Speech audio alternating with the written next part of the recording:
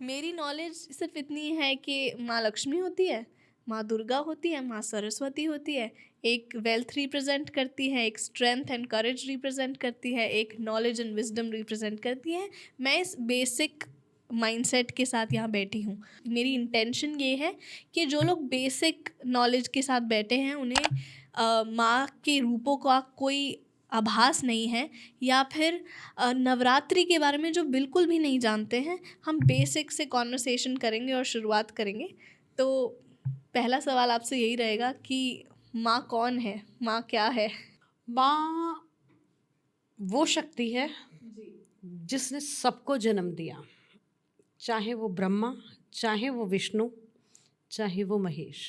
अच्छा। आदि शक्ति का प्रकृति रूप इन्हीं से सब कुछ निकल के बना। अगर देखा जाए तो ब्रह्मा विष्णु महेश के कोई पिता नहीं है, और जिस शक्ति से ये बने, किसी भी जीव को, जंतु को, सबको जीने के लिए एक शक्ति चाहिए थी। और वो शक्ति आप जैसे समझेंगे कि शक्ति अपने आप में ही एक स्त्रीलिंग है, और वो शक्ति स्वरूपा आदि शक्ति भवानी है, जिसे हम परम ब्रह्मा कहते हैं, जिसे हम प्रकृति बोलते हैं, जिसे हम विश्व रूपा कहते हैं। आप किसी भी नाम से ले सकते हैं, लेकिन सब कुछ इन्हीं के अंतर्निहित है। वाह। अगर आप महाभागवत पढ़ेंगे, देवी पुराण पढ़ेंगे, तो उसमें साक्षात लिखा है कि इन्हीं शक्तियों ने अपने अपने स्वरूप से देवताओं को जन्म दिया। इन्हीं शक्तियों ने उन देवताओं के साथ अर्धांगिनी बनकर साथ निभाया। इसी शक्ति ने, माँ की इसी प्रकृति शक्ति ने ब्रह्मा विष्णु और महेश की परीक्षा ली। अच्छा। परीक्षा लेने के लिए माँ आपको डराती भी है, धमकाती भी है, समझाती भी है।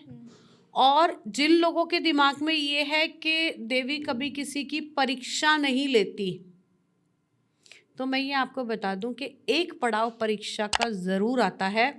अदरवाइज बिना एग्ज़ाम के तो क्लास में भी पास नहीं करते, तो कैसे आप शक्ति की आराधना में आगे बढ़ सकते हो।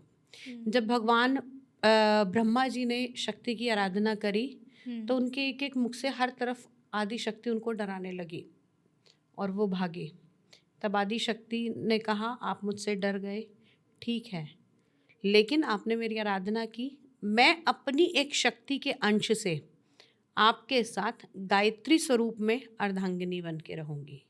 अगर देखा जाए तो हर व्यक्ति के अंदर वही शक्ति है, क्योंकि वो ही पुरुष है, वही स्त्री है, वो ही जीव है, वही जंत है। उसके बिना, शक्ति के बिना शिव भी शव हैं। अरे वाह। भगवान शिव ही एक ऐसे थे तीनों देवों में जो शक्ति की इस परीक्षा को समझ गए थे और ध्यान मग्न रहे। उन्होंने अपनी आंखें नहीं खोली। तब शक्ति बहुत प्रसन्न हुई, प्रकृति बहुत प्रसन्न हुई, आदि शक्ति। उन्होंने कहा, मैं आपसे बहुत खुश हूँ, आप मांगिए, आप क्या मांगना चाहते हैं। तो उन्होंने कहा, मैं आपको अर्धांगिनी स्वरूप में पाना चाहता हूँ। तब देवी की ही ये लीला थी। उन्होंने कहा, आप एक बार नहीं, मुझे 2 बार अर्धांगिनी स्वरूप में पाएंगे। एक बार मैं सती स्वरूप में आऊँगी, जब राजा दक्ष के यहाँ जन्म लूँगी, और उसके बाद जब मैं अपने शरीर को खत्म करूँगी, तब जनहित के लिए 52 शक्तिपीठों की स्थापना होगी। अच्छा। और फिर मैं पुनः आपके जीवन में अर्धांगिनी के रूप में आऊँगी, जो कभी नहीं जाएगी। तब मैं गौरी और पार्वती का स्वरूप लूँगी। यही स्वरूप माँ के आगे आगे नवरात्रों में पूजे जाते हैं। नवरात्रों में अगर देखा जाए तो देवी के अलग अलग स्वरूपों की पूजा होती है, लेकिन सभी एक ही हैं। ऑलराइट दोस्तों, अगर आपको ये क्लिप पसंद आया है तो ऐसे ही बहुत सारी क्लिप्स हमारे चैनल पे अपलोड की गई हैं, तो अपनी नॉलेज को अपग्रेड कीजिए और देखिए चैनल पर बहुत सारा मोटिवेशनल, नॉलेजेबल और एंटरटेनमेंट कंटेंट। और सब्सक्राइब कीजिए हमारे channel hocus pocus with Aanchal को, where every conversation sparkle with magic.